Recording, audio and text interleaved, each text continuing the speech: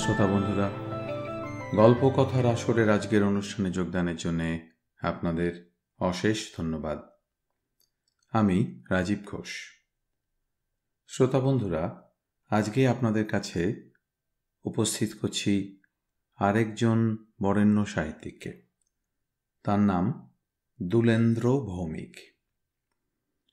দুলেন্দ্র ভৌমিক বাংলাদেশের ময়মনসিংহে 1944 সালের আগস্টে জন্মগ্রহণ করেন। স্থানীয় স্কুলে পড়াশোনা শেষ করে তিনি কলকাতার বঙ্গবাসী কলেজের নৈশ বিভাগে কিছুদিন পড়াশোনা করেন। ছোট গল্প দিয়ে তার সাহিত্য জীবনের শুরু। তার প্রথম প্রকাশিত গল্পের নাম ছিল বধ্যভূমি। লিটল ম্যাগাজিন, সাপ্তাহিক বসুমতী এবং আনন্দবাজারে বহু গল্প তাঁর প্রকাশিত হয়েছিল। গল্প ছাড়াও তিনি নাটক লিখতেন। তার রচিত প্রথম উপন্যাসের নাম ছিল উলুখাগড়া। পরবর্তীকালে তিনি আনন্দবাজারের আনন্দলোক পত্রিকার সম্পাদক হন। আনন্দমেলা পত্রিকায় তাঁর রচিত শিশুদের জন্য অজস্র বড় গল্প উপন্যাস প্রকাশিত হয়েছে। সারা জাগানো বাংলা টেলিসিরিয়াল জননীর তিনি রচয়িতা ছিলেন। একসময় অঞ্জনা দাস ছদ্মনামে তিনি বেশ কিছু উপন্যাসও লেখেন, যেগুলি আনন্দ পাবলিশার্স প্রাইভেট লিমিটেড থেকে প্রকাশিত হয়।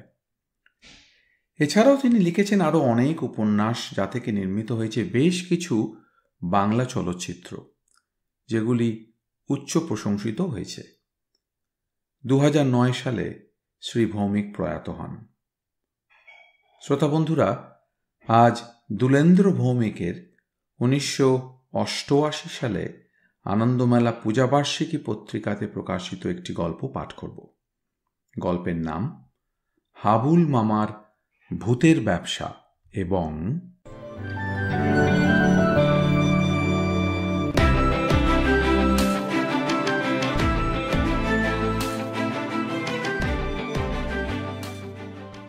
অনেকদিন পর হাবুল মামা চিঠি পেলাম।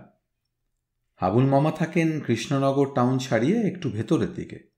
মাঝে মধ্যেই কলকাতা আসেন, আর এলেই অন্তত একটা রাত আমাদের বাড়িতে থেকে যান। হাজার অনুরোধ করলেও এক রাতের বেশি তাঁকে কখনো রাখা যায়নি।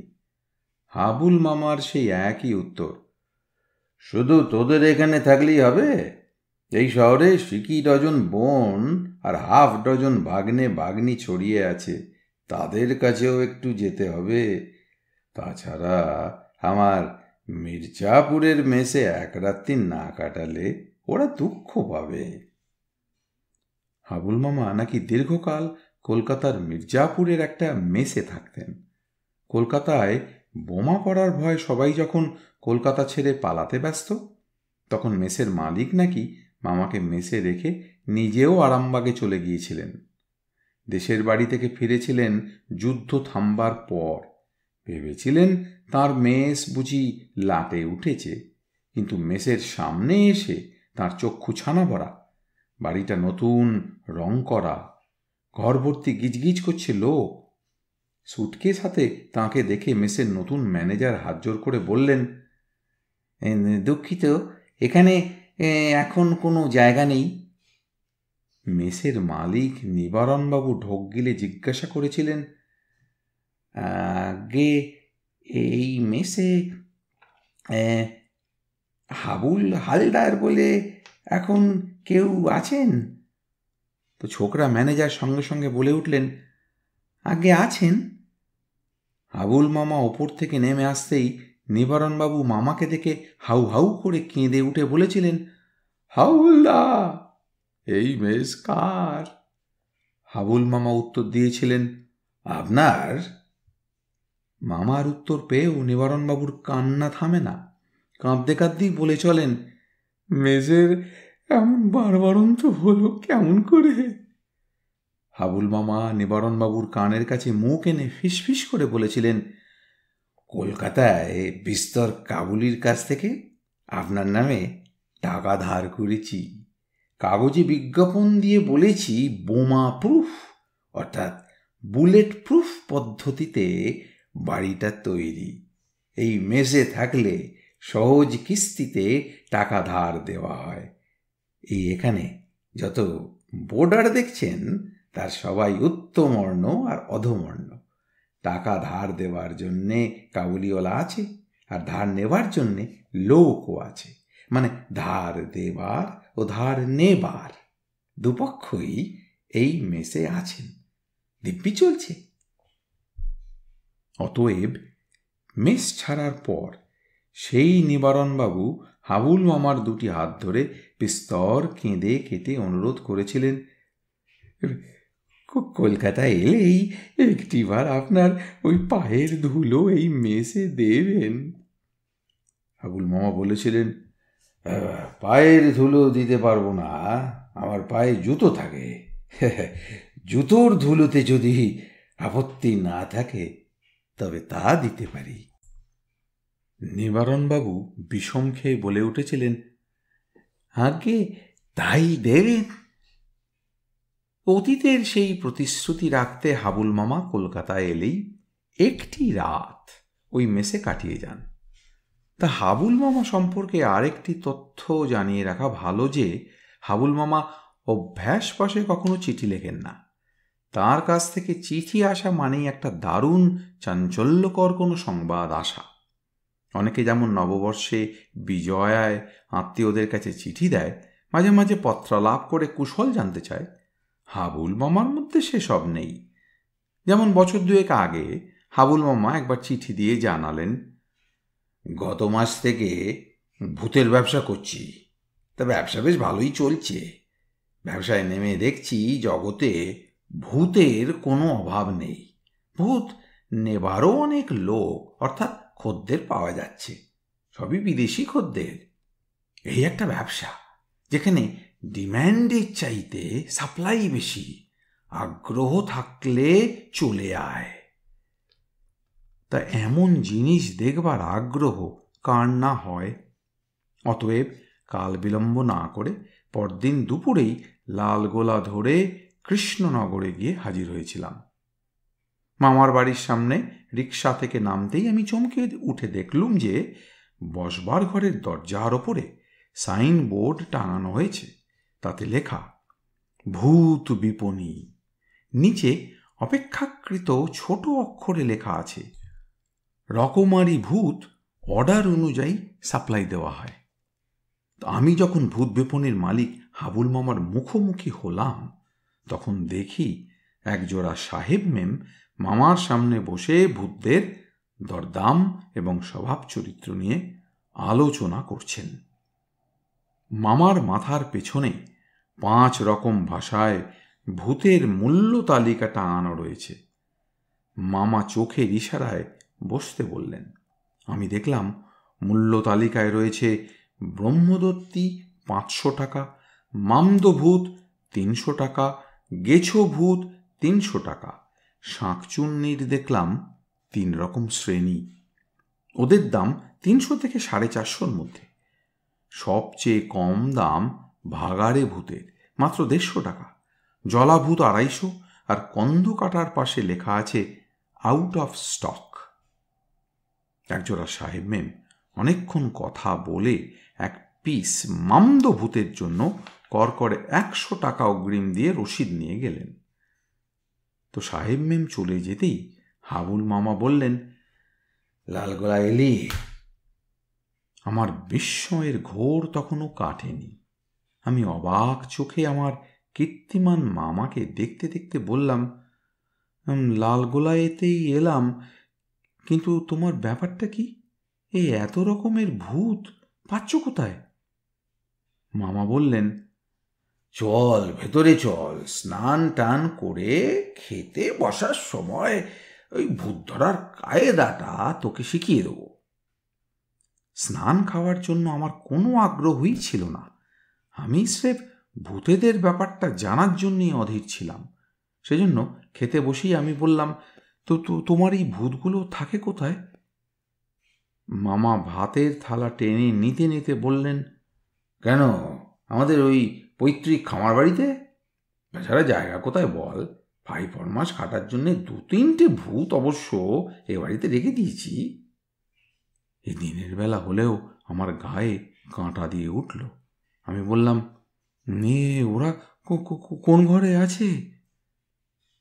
মামা ভাত চিবোতে চিবোতে খুব সহজ গলায় বললেন, বললাম না, ওই 5 মাস খাটার জন্য রেখেছি। তাছাড়া ওদের ঘরে আটকে রাখলে কাজ করবে কি করে?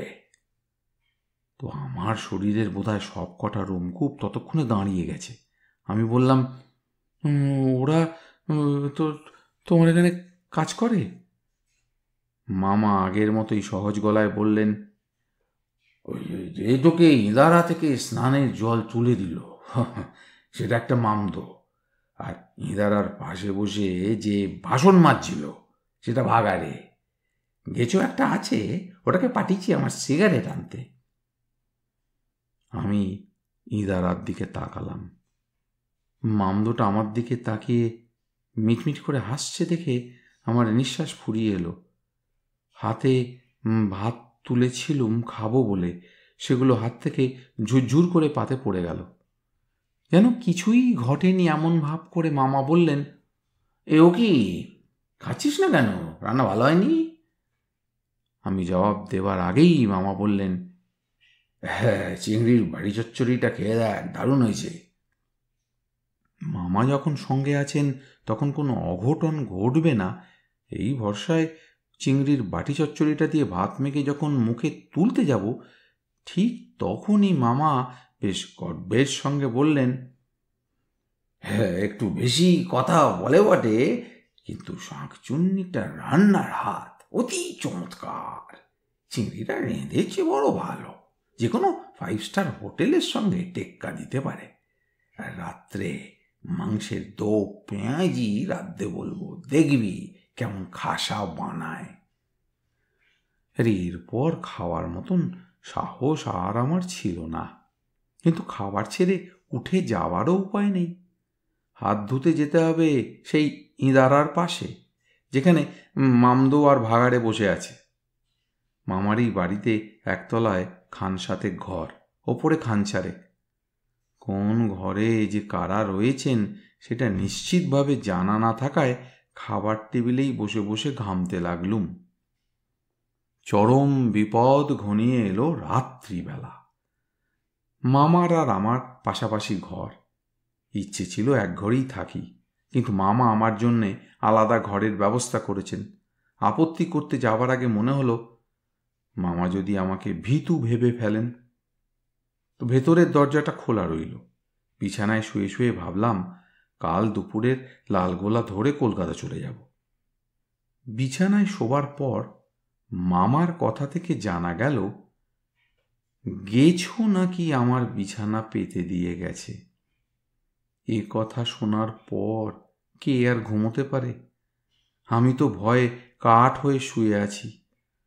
ও ঘর থেকে মাঝে মাঝেই মামা হাঁকছেন, ওরে মামদো, খোকার ঘরে খাবার জল রেখে আয়, রাতে যদি তেষ্টা পায়। একটু পরেই অন্ধকারে টেবিলের ওপর জল রেখে যাওয়ার শব্দ শোনা গেল। খানিক বাদে মামা হাঁকলেন, ভাগাড়ে, বৃষ্টি এলে খোকার জানলাটা বন্ধ করে দিয়ে তুই বারান্দা থেকে খোকার ঘরে শুয়ে পড়িস।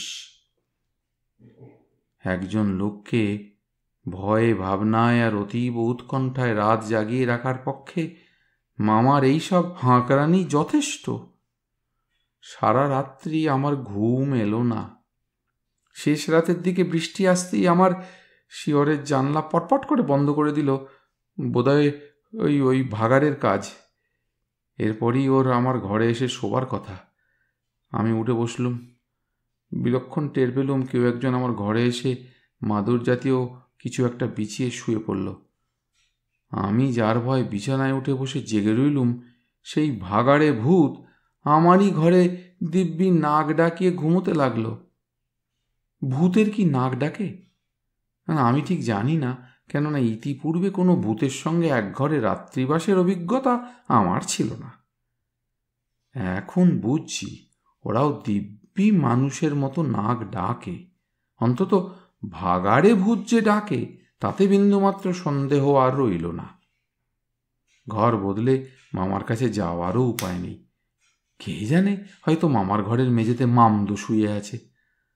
হাবুল মামা, মামদো আর ভাগাড়ে এই তিনজনের নাকের ডাকে মনে হচ্ছে দুটো ঘরের মধ্যে একটা হোন্ডা মোটর সাইকেল চক্কর মারছে। সকাল হওয়ার আগে বসে বসেই ঝিমুনি এসেছিল।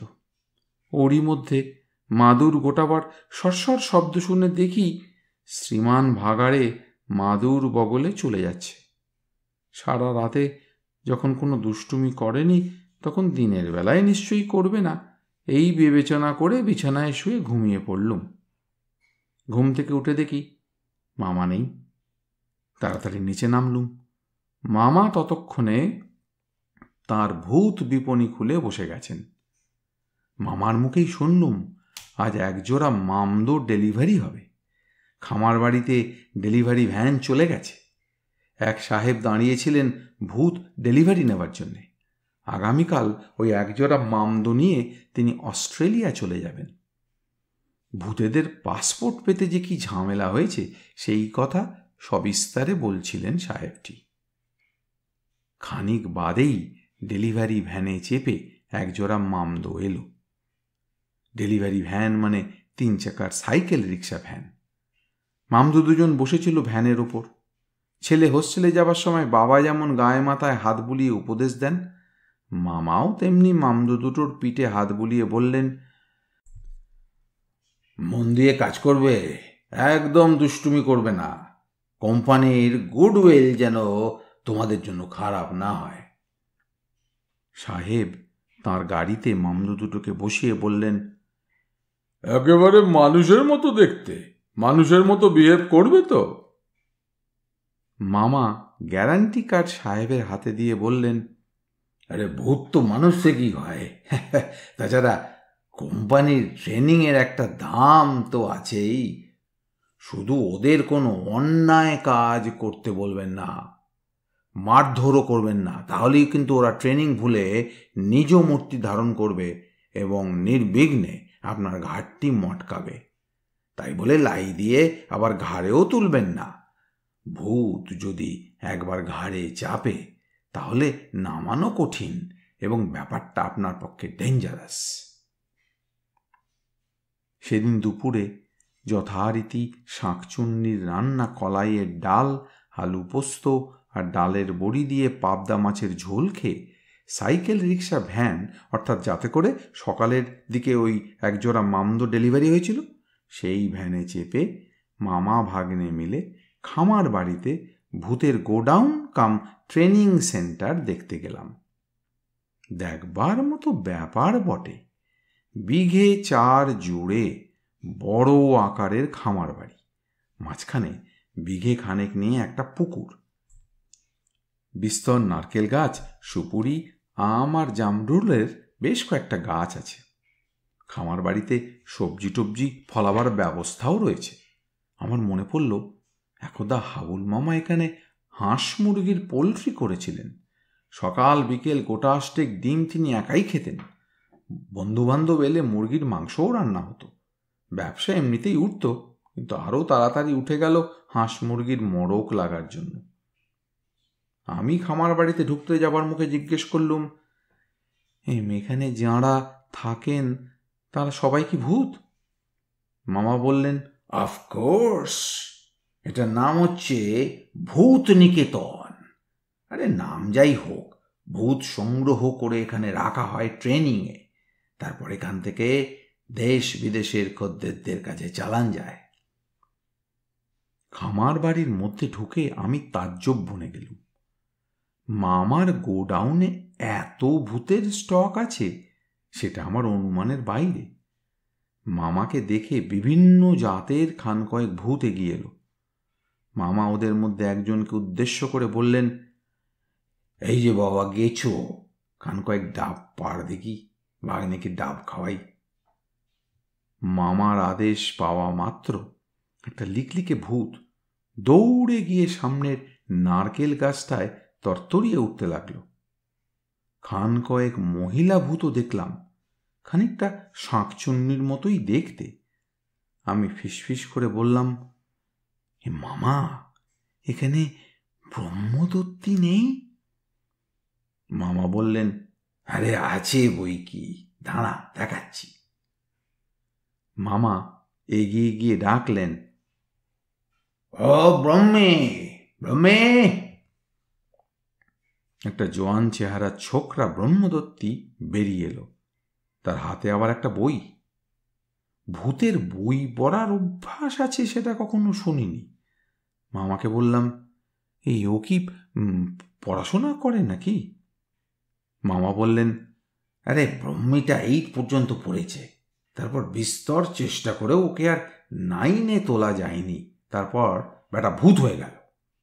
ওই এখানে অন্যদের একটু আধটু পড়ায়, ভূতেদের ফরেন যেতে হলেও একটু লেখাপড়া জানা দরকার।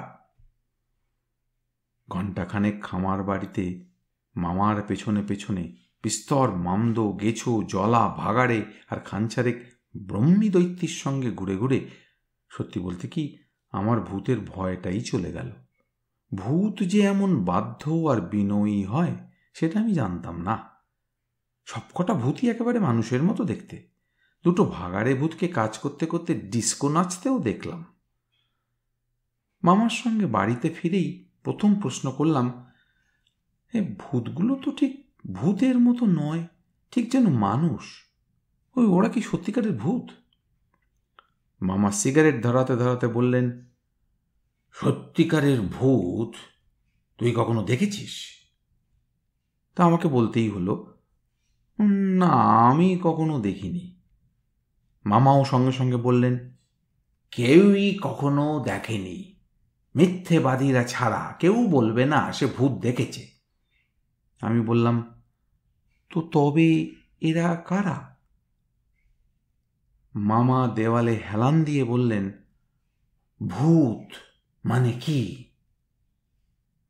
আমি উত্তর দিলাম, ভূত মানে ভয়ঙ্কর একটা প্রাণী যাদের আত্মার সদ্গতি হয় না, তারা সব ভূত হয়। মামা বললেন, লোকে বলে মানুষের অপঘাতে মৃত্যু হলে সে ভূত হয়, তার কামনা বাসনা নিয়ে সে আমাদের চারপাশে ঘোরে। এই থিওরি অনুসারে আমার এখানে যাদের দেখলি তারা সবাই ভূত। দারিদ্র্যের অপঘাতে, অশিক্ষার অপঘাতে, মহাজনদের অপঘাতে, জাত পাতের অপঘাতে এরা সবাই মারা গেছে। চেহারায় মানুষ, কিন্তু মানুষের সমস্ত রকম অধিকার থেকে এরা বঞ্চিত। অথচ কামনা বাসনা, বাঁচবার ইচ্ছা কোনোটাই মরেনি, শুধু মানুষ হিসেবে মরে গেছে। অতএব এরা হচ্ছে এই কম্পিউটারের যুগে একেবারে খাঁটি ভূত। এদেশে মানুষের চাইতে ভূতের বাজার দর বেশি, তাই ওদের নিয়েই ভূতের ব্যবসা খুললুম। যারা কিনছে তারা ভূত ভেবেই কিনছে, বাড়িতে কাজ করাচ্ছে, পয়সা দিচ্ছে আর খাওয়া থাকার বন্দোবস্ত করছে। যাদের সাহেব খদ্দের জুটছে তারা বিদেশেও চলে যাচ্ছে। মানুষ হলে ওদের কেউ নিত?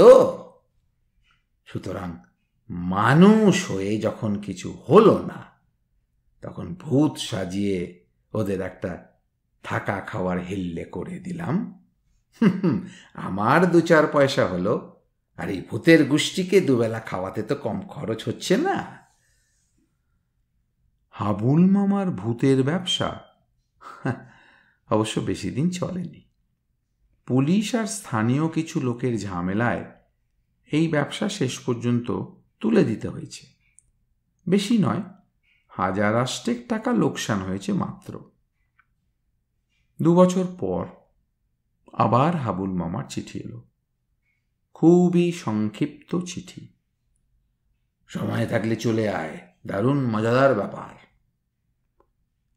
একবার গিয়ে ভূতের খপ্পরে পড়েছিলাম, এবারে কি ঘটিয়েছেন কে জানে। হয়তো দৈত্যী দানবের ব্যবসা শুরু করেছেন বিবেচনা করে সঙ্গে একজন কাউকে নেওয়া ঠিক করলুম। আমাদের পাড়ার অতি পুরাতন ক্লাবের নাম জাগরণ সংঘ। শরীর চর্চায় এই ক্লাবের যথেষ্ট খ্যাতি আছে, বিশেষ করে ক্লাবের গৌরব অতি সম্প্রতি যার জন্য চরচর করে বৃদ্ধি পেয়েছে, তার নাম সুবল পাল। বডি বিল্ডার হিসেবে 3 বছর আগেই সে গোবরডাঙ্গাশ্রী হয়েছিল, সম্প্রতি কলিকাতাশ্রী, এবং এই বছরই সে বেঙ্গলের হয়ে যাচ্ছে কেরলে।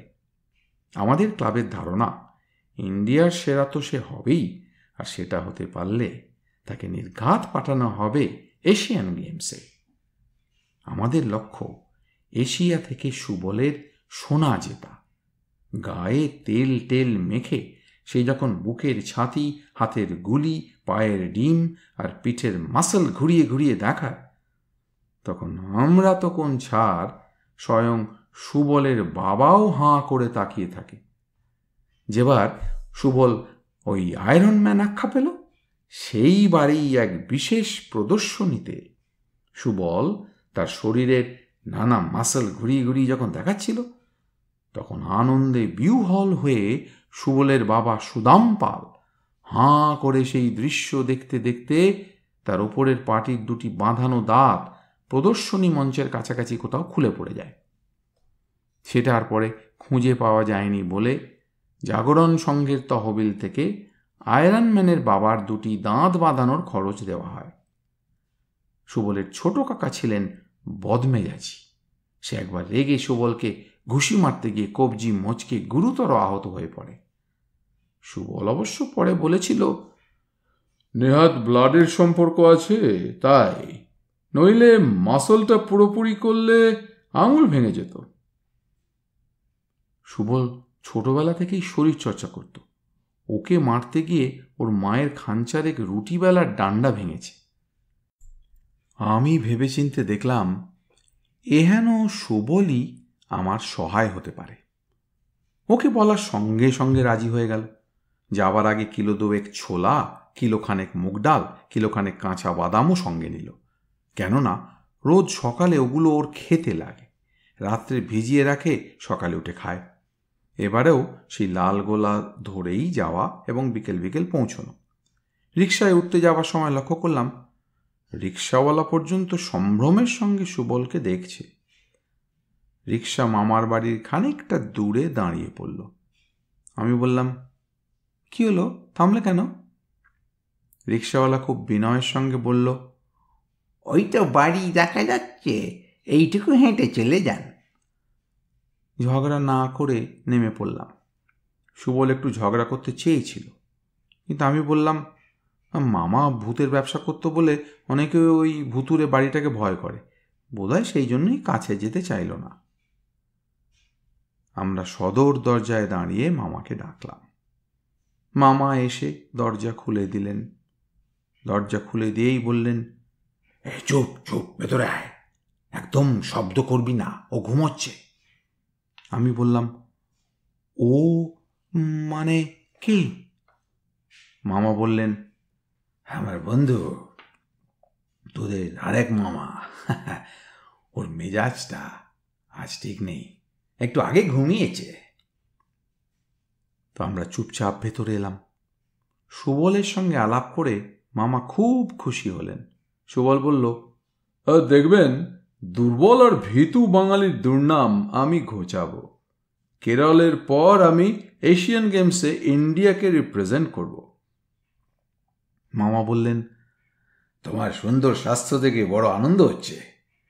সুবল আবার বড্ড বেশি কথা বলে। সে বলে উঠল, এই স্বাস্থ্যের ভেতর যে কি পরিমাণ সম্পদ আর বিস্ময় আছে তার খানিকটা নমুনা কাল সকালে আপনাকে দেখাবো।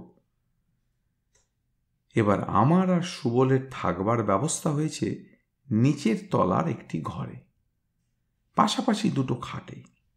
খাওয়ার সময় বললাম, আচ্ছা, মজাদার ব্যাপারটা কোথায়?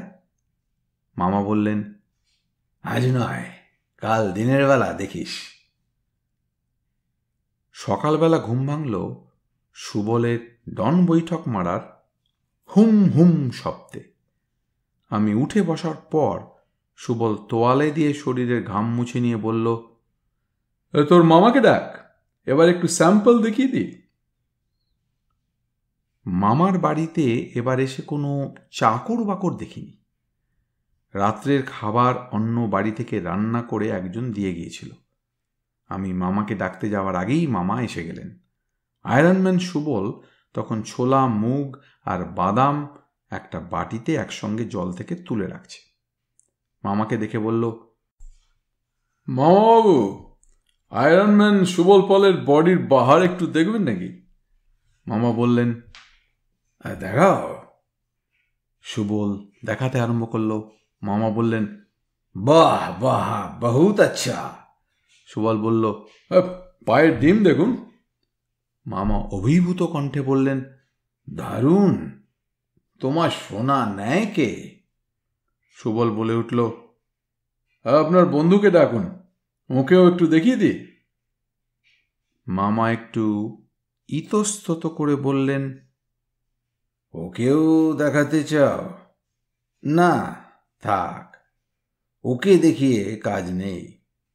সুবল বলল, কেন কাজ নেই কেন? উনিও দেখুন বাঙালি আজ কোথায় পৌঁছে গেছে। মামা তবুও বললেন, না, ওকে ডাকা ঠিক হবে না, বরং আমিই দেখি। সুবল বলল, ও উনি কি বাঙালি নন? মামা বললেন, বাংলাতেই যখন থাকেন তখন অবাঙালি বলি কেমন করে? আসলে আমার বন্ধুটিও খুব শক্তিমান, সে কারণেই দুজনের মুখোমুখিতে যদি কিছু অনর্থ ঘটে।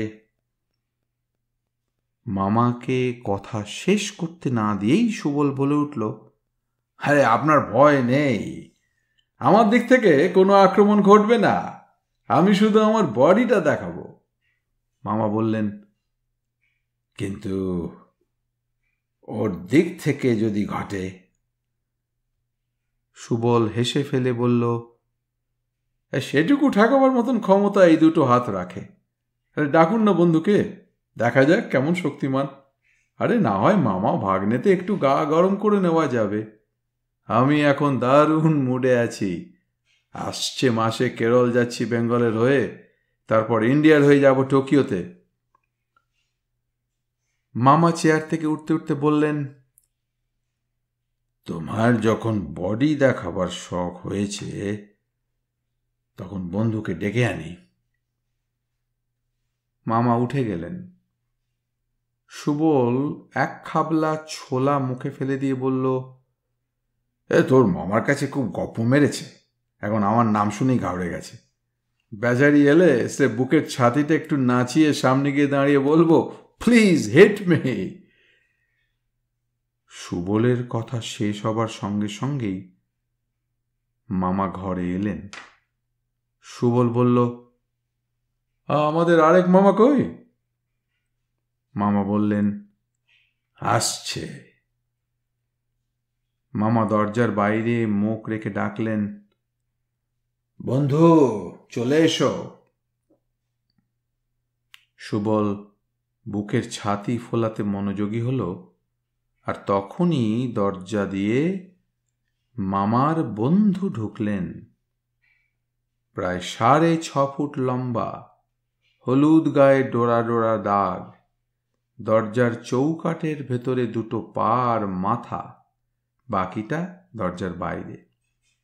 নতুন মামাটি ঘরের মধ্যে মুখ বাড়িয়ে শুধু একটু হাই তুললেন, আর তাতে তার বিশাল মুখের ভেতর খসখসে একটা জিভ শুধু দেখা গেল।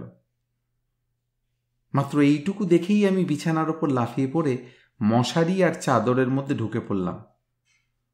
ওদিকে আয়রনম্যান সুবল পাল ওরে বাপরে বলে একটা লাফ দিয়ে বুকের ছাতি গুটিয়ে ঘরের মধ্যে কোথায় যে অদৃশ্য হলো দেখতে পেলুম না, দেখবার উপায়ও ছিল না।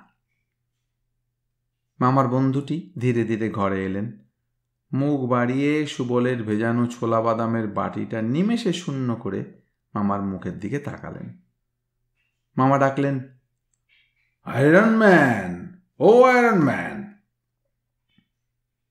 কিন্তু সুবলের আর কোনো সাড়া পাওয়া গেল না। বন্ধুকে ওপরে রেখে এসে মামা প্রথমে আমাকে উদ্ধারের ব্যবস্থা করলেন। নাইলনের মশারি, চাদর, পাশবালিশ, মশারির দড়ি এইসব নিয়ে আমি এমনভাবে জড়িয়েছিলুম যে উদ্ধার কার্যটা খুব সহজ ছিল না। আমার সারা শরীর তখনও কাঁপছে। বিছানার বিবিধ বন্ধন থেকে মুক্ত হয়েই আমি মামাকে জড়িয়ে ধরে কাঁপতে আরম্ভ করলুম। মামা আমাকে থামাবার চেষ্টা করতে করতে বললেন, আরে তোর শরীরটা তো দেখছি ভূমিকম্পর মতন চলছে, এমন চললে তো হাড়ের কবজা খুলে যাবে রে। আমি খানিকটা সুস্থ হতেই আমরা দুজনে মিলে আয়রনম্যান সুবলের সন্ধানে বেরোলাম। ঘরে এবং ঘরের বাইরে কোথাও সুবল নেই। বাথরুমের দরজা খোলা দেখে ভেতরে উঁকি মেরে দেখলুম সেখানেও নেই। মামা খানিক ভেবে বাথরুমের দিকে এগিয়ে যেতে যেতে বললেন, জল নড়ে কেন? মামার পেছন পেছন আমিও বাথরুমের মধ্যে ঢুকে পড়লুম। মামা জলের চৌবাচ্চার মধ্যে হাত ঢুকিয়ে চুলের মুঠি ধরে সুবলকে জলের ভেতর থেকে টেনে তুলে বললেন, আয়রনম্যান, বাঘের ভয়ে জলে ডুব দিলে কুমিরে খায়, তুমি তো চৌবাচ্চার জলে ডুবে মরবে। ছি আয়রনম্যান, উঠে এসো। জল থেকে উঠে এসেই সুবল মামার পায়ের ওপর হুমড়ি খেয়ে পড়ে বলল, আমি বাড়ি যাব, মার কাছে আমাকে পাঠিয়ে দিন। মামা তোয়ালে দিয়ে আয়রনম্যানের শরীর মুছিয়ে দিতে দিতে বললেন, ভাগ্নে, আগে বাঘের বিবরণটা শোনো। আমার বন্ধুটি অহিংস এবং নিরামিষাশী।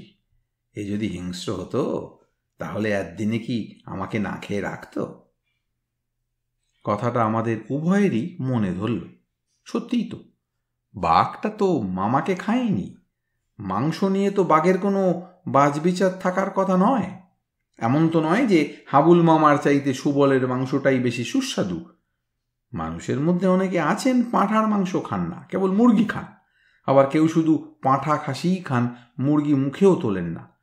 বাঘেদের তেমন থাকার কথা নয়। মামা বলতে লাগলেন, সুন্দরবনে বেড়াতে গিয়ে ওটাকে নিয়ে এলাম। ওখানে গিয়ে শুনলুম সজনে খালিতে বিস্তর বাঘ দেখা যাচ্ছে। সঙ্গে বন্দুক নেই, তাই একটা ফন্দি বার করলুম। সঙ্গে ছিল 2 শিশি কম্পোজ।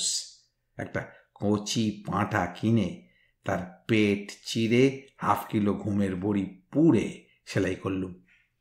400 গজ নাইলনের দড়ি আর পাঁঠাটি বগলে নিয়ে ঢুকলুম বনের মধ্যে। পাঁঠার পায়ে দড়ি বেঁধে উঠে গেলুম গাছে। পাঁঠা রইল গাছের তলায়। ঘণ্টাখানেক পরে আঁধার হতেই উনি এলেন। ঝোপের আড়াল থেকে একটু স্থির চোখে পাঁঠাটার দিকে তাকালেন। তারপর বিরাট এক লাফ দিয়ে এসে বললেন পাঁঠার ঘাড়ে, কামড়ে ধরে দে ছুট। বাঘ যত ছোটে আমি তত দড়ি ছাড়ি। শেষে 150 গজ দৌড়ে গিয়ে থামল। আরে পেটে খিদে ছিল তো, তাই হালুম হালুম করে খেলো আর খেয়েই ঘুমিয়ে পড়ল। আমি নামলুম ওর ডিনারের পরে। টর্চ মেরে দেখলুম ঘুমোচ্ছে। এবার দড়ি দিয়ে হাত পা বাঁধলুম, মুখে পড়ালাম লোহার জাল, বাঁশের মাচায় করে এনে ফেললুম লঞ্চে। রাত ফুরোবার আগেই এপারে এসে বন্ধুকে জিপে শোয়ালুম। দিব্যি ঘুমোচ্ছে তখনও। প্রথমে ভাবলাম চিড়িয়াখানায় ডোনেট করি, পরে সিদ্ধান্ত বদলে ফেলে ঠিক করলাম না, ওকে পুষব। নিজে পোষার কথা ভাবতেই মনে হলো ঘরে নেবার আগে ওকে নখদন্তহীন করা দরকার। সেই রকম ভেবেই ওকে নিয়ে এলুম কলকাতার ওয়াটারলু স্ট্রিটে আমার চীনে বহু বিখ্যাত ডেন্টিস্ট মিউ ফিউ এর চেম্বারে। সকালবেলা ঘুম থেকে ডেকে তুলে বললুম, ডিয়ার মিউ, পেশেন্ট আছে, সবকটা দাঁত তুলতে হবে। মিউ ফিউ বলল, এত সকালে আনলে কেন? খুব আর্জেন্ট কি? আমি বললাম, ভেরি ভেরি আর্জেন্ট। মিউ বলল, এখনো মুখ ধোয়া হয়নি, পেশেন্ট কোথায়? আমি বললাম, গাড়িতে। মিউ বলল, ওকে চেম্বারে বসাও। আমি বললাম, ডিয়ার মিউ, চেম্বারে বসানো মুশকিল, কাজটা তোমাকে গাড়িতেই সারতে হবে। দাঁত তোলার যন্ত্র নিয়ে মিউ ফিউ গাড়ির দিকে আস্তে আস্তে প্রশ্ন করল, পেশেন্ট কি আনকনসাস? আমি বললাম, আপাতত তাই, কনসাস হলে আর তোলা যাবে না। তো মিউ ফিউ জিপ গাড়ির কাছে এসে বলল, কোথায় তোমার পেশেন্ট? আমি জিপ গাড়ির পেছনে ঢাকনা তুলে পেশেন্টকে দেখাতেই দাঁত তোলার যন্ত্র রাস্তায় ফেলে দিয়ে বাসি মুখে বেচারি মিউ ফিউ রাজভবনের দিকে সেই যে দৌড় লাগালো, আজও সে তার চেম্বারে ফিরে আসেনি। আগত্যা ওই যন্ত্র দিয়ে দাঁত তোলার কাজটা আমাকেই করতে হলো। তো দাঁত তোলার পর হাতের পায়ের নখও কেটে দিলুম। তারপর ভিআইপি দিয়ে সোজা কৃষ্ণনগর রোড ধরে বাড়ি চলে এলুম। 2.5 মাস বেঁধে রাখতে হয়েছে। তারপর থেকে আর বাঁধবারও দরকার নেই। দেখলি তো, পরিবারের একজন হয়েই ঘুরে বেড়াচ্ছে। দিব্যি পোষ মেনে গেছে, কথা টথা বললে বেশ বুঝতে পারে। আমি এতক্ষণ পর ভয়ে ভয়ে জিজ্ঞেস করলাম, তুমি কি ওকে অহিংস মন্ত্রে দীক্ষা দিয়েছ? হাবুল মামা বললেন, আমাকে খুব একটা চেষ্টা করতে হয়নি। দিন কয়েকের মধ্যেই বুঝে গেছে ও একটা ছোট জঙ্গল থেকে আর একটা বড় জঙ্গলে এসে পড়েছে। খবরের কাগজে খুন, হত্যা এসব ছবি দেখে ও খুব উদাস হয়ে যেত। তারপর খাওয়া দাওয়া নিয়ে সমস্যা হতো। এখানকার তেল ঘি খেলে ওর অম্বল হতো। তাই ওকে নিরামিষ খাওয়া শিখিয়ে দিয়েছি। এখন ব্রেকফাস্টে, লাঞ্চে, ডিনারে নিরামিষ ডিশ ওর খুব ফেভারিট। সুবল খাটের ওপর জড়সড় হয়ে বসে সব শুনছিল। আমি সুবলের পাশে। মামা বললেন, আরে আর তো ভয় নেই, চলো ওপরে গিয়ে 4 জনে একসঙ্গে ব্রেকফাস্ট করি, চলো। সুবল উঠে দাঁড়ালো এবং দাঁড়িয়েই বলল, মামা, আমি বাথরুমে যাব। মামা বললেন, যাও। সুবল বাথরুমে ঢুকে দরজা বন্ধ করল, আর খুলল না। মামা আমার হাত ধরে টানতে টানতে উপরে নিয়ে এলেন। আমার নতুন মামাটি তখন ঢাউস একটি মোড়ার ওপরে বসে আমাকে দেখে দুবার চোখ পিটপিট করলেন। আর তাতেই আমার মনে হলো আমারও বাথরুম পাচ্ছে। কিলোখানেক খই, ডজনখানেক কলা, দুধ আর পাউরুটি একসঙ্গে একটা গামলাতে মেখে নতুন মামাকে দেওয়া হলো ব্রেকফাস্টের জন্য। 5-7 মিনিটের মধ্যে সেটি শেষ হতেই মামা তাকে দিলেন খান বিশেক আটার রুটি আর বেগুন ভাজা। সেটি শেষ হতেই শিশি থেকে বার করলেন খান 10 জেলুসিল। মামা বললেন, এই বেগুন ভাজা খেলো তো, তাই জেলুসিলটা দিয়ে রাখি। খাওয়া শেষ করে নতুন মামাটি ঘরের সোফায় গিয়ে বসে রইল। মামা বললেন, ওর কোনো ঝামেলা নেই। দুপুরে গোবিন্দভোগের চালের ভাত, কলাইয়ের ডাল, একটা ভেজিটেবল কারি, পটলের দোরমা আর বোনলেস বয়েল ফিশ। মাছটা দিচ্ছি শুধু প্রোটিনের জন্যে। বিকেলে ডিমের পোচ, মুড়ির সঙ্গে আলু সেদ্ধ, আর রাত্রে শুধু পাউরুটি আর জোলাগু। আমার অবস্থা তখনও যাচ্ছে তাই রকমের খারাপ। কখনো ঘামছি, কখনো শরীর ঠান্ডা হয়ে যাচ্ছে, কখনো মনে হচ্ছে পেট মোচড়াচ্ছে। মামার সেদিকে কোনো খেয়ালই নেই। তিনি বলে যাচ্ছেন, আত্মীয় স্বজনেরা আর কেউ এ বাড়িতে আসে না। আরে একটাও সাহসী চাকর পেলাম না। এক বেটাকে বলে কেউ এনেছিলুম, সে তো ওকে দেখামাত্র ইঁদারায় লাফিয়ে পড়ল। শেষে দড়ি ফেলে হতভাগাকে টেনে তুলি। ওপরে উঠে সেই হতচ্ছাড়া আমাকেই ধাক্কা মেরে খিড়কির দরজা ভেঙে পালিয়ে গেল। আগে কত ছেলে চাঁদা নিতে আসতো, ও আসার পর একজন চাঁদাওয়ালাও আর এদিকে আসে না। আজ অবশ্য একটা সবান্ধবে খাওয়ার জন্য নিমন্ত্রণ আছে। আমি বললাম, কোথায়? মামা বললেন, মাঠপাড়ায় অষ্টপ্রহর কীর্তন হচ্ছে, সেখানেই প্রসাদ নেওয়ার জন্য একটিবার যেতে হবে। আমি বললাম, তো তোমার বন্ধু কোথায় থাকবে? মামা বললেন, ওকে তো বাড়িতে একা রেখে যেতে পারি না, ওকেও সঙ্গে নিয়ে যেতে হবে, তোরাও যাবি। দুপুরের পর আমরা বেরোলাম। সুবলও সঙ্গে সঙ্গে জিপ গাড়িটা পর্যন্ত এসে আমাকে বলল, এই রাস্তাটা কোথায় গেছে রে? আমি বললাম, কেষ্টনগর স্টেশনে। আমার উত্তর পাওয়া মাত্র আমার আয়রনম্যান সুবল সখা গাড়িতে না উঠে সেই রাস্তা ধরে এমন গতিতে দৌড় লাগালো যা দেখে মামা বললেন, বডিতে নয়, রানে ওকে ইন্ডিয়া থেকে এশিয়ান গেমসে পাঠালে ছেলেটা সোনা পেতে পারত। দূর থেকে মাঠপাড়ার কীর্তনের আওয়াজ শোনা যেতে লাগল। মনে হলো বেশ জমজমাট আসর। মাঠপাড়ার একদিকে রেলের লাইন, কীর্তনের আসরের পেছন দিকটা কচুরিপানায় ঢাকা একটা এঁদো পুকুর, অন্যদিকে রেল লাইন। জিপ থেকে মামা নামলেন, আমিও নামলাম। দুই প্রৌঢ় ভদ্রলোক কপালে ফোঁটা তিলক কেটে সবাইকে অভ্যর্থনা করছিলেন। তাঁরা বিগলিত হয়ে বললেন, আসুন হাবুল বাবু, আসুন। মামা ডাকলেন, বন্ধু এসো। জিপ গাড়ির পেছন দিক থেকে লাফ দিয়ে মামার বন্ধু নামলেন। নেমেই এসে দাঁড়ালেন মামার পাশে।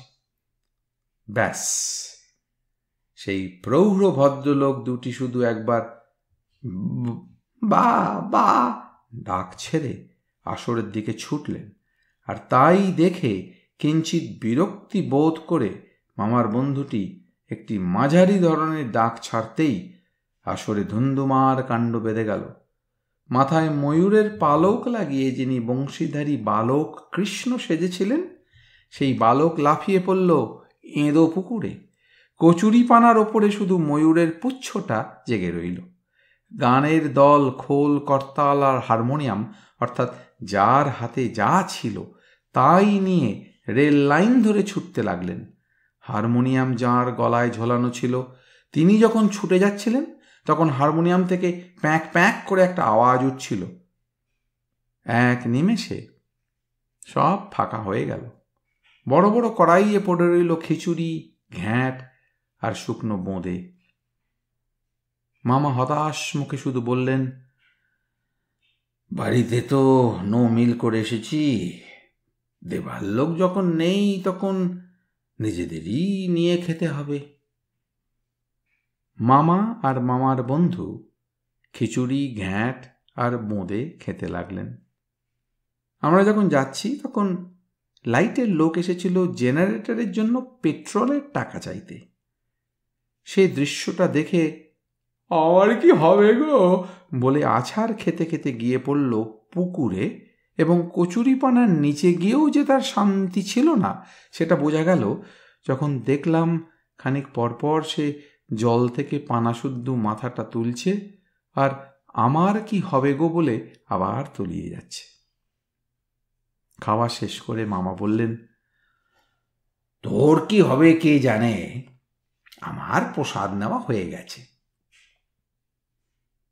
আমরা তিনজনে জিপ গাড়ি করে রওনা দিলাম।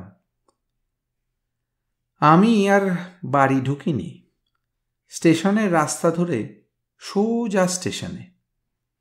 গত 6 মাসে মামার আর কোনো চিঠি পাইনি।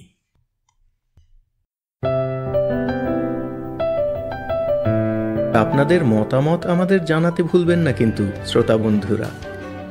আমাদের ওয়েবসাইট golpokothar-asor.org golpokothar-asor.org